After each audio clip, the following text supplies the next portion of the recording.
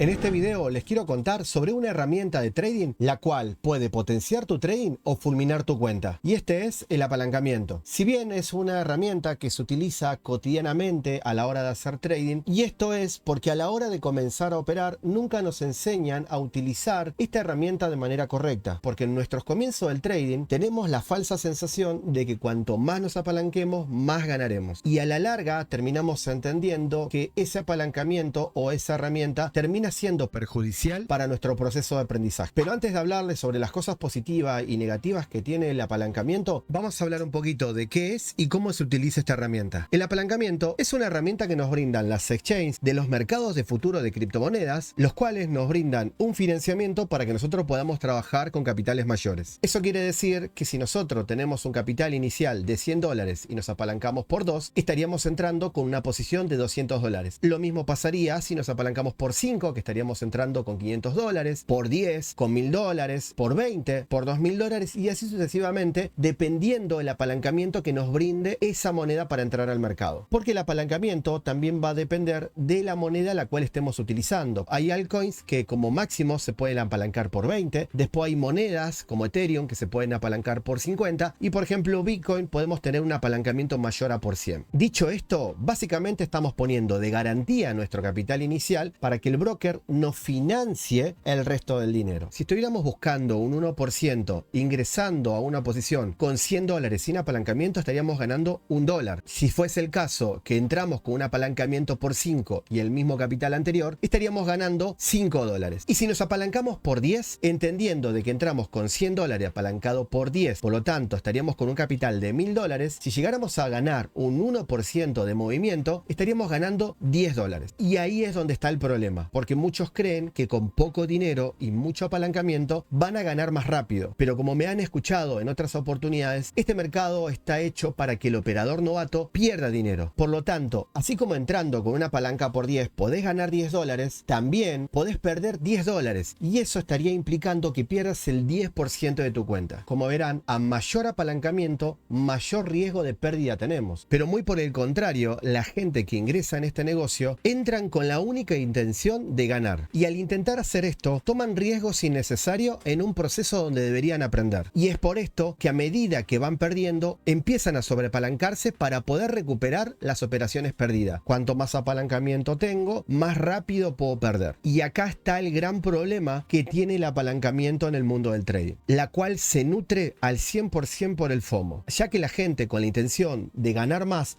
o tratar de recuperar sus pérdidas empiezan a apalancarse cada vez más, hasta tal punto en donde pierden objetividad de la operación y empiezan a exponerse en el mercado sin necesidad alguna. Y entiendo que esto muchas veces es porque nadie les enseñó cómo utilizar el apalancamiento de manera correcta. Y si bien este video no es para enseñarles preferentemente cómo utilizar el apalancamiento, sí es para que ustedes tomen conciencia de los riesgos que conlleva utilizar de manera incorrecta esta herramienta. Y vamos a arrancar por las contras que tiene el apalancamiento. Para empezar, como dijimos antes, cuanto más apalancado estás y si vos no tenés control en tu operación, es muy probable que pierdas cada vez más rápido. Y esto detona en un montón de emociones negativas en donde nosotros empezamos a perder objetividad a la hora de operar y de manera sesgada vamos a intentar recuperar lo perdido a como dé lugar. Y eso suele pasar cuando el operador está nutrido o influenciado por canales de YouTube, por canales de Telegram o por distintos tipos de medios donde están constantemente fomentando el apalancamiento con operaciones medio dudosas en donde ellos muestran grandes ganancias con mucho apalancamiento pero nunca muestran las pérdidas con ese mismo apalancamiento, con lo cual generan ese llamado sesgo del triunfo en donde el operador ve que si el otro se apalancó, él también puede ganar de la misma manera y por más que esté perdiendo, en su cabeza va a estar pensando si él puede hacerlo, yo también puedo hacerlo y la pérdida va a ser parte del proceso, sin entender que si sigue en ese camino lo único lo que va a lograr es terminar dejando en ruinas su cuenta. Como me imagino ya muchos habrán pasado por este proceso que es ingreso al mercado con un X capital, empiezo a apalancarme, gano, pierdo una operación,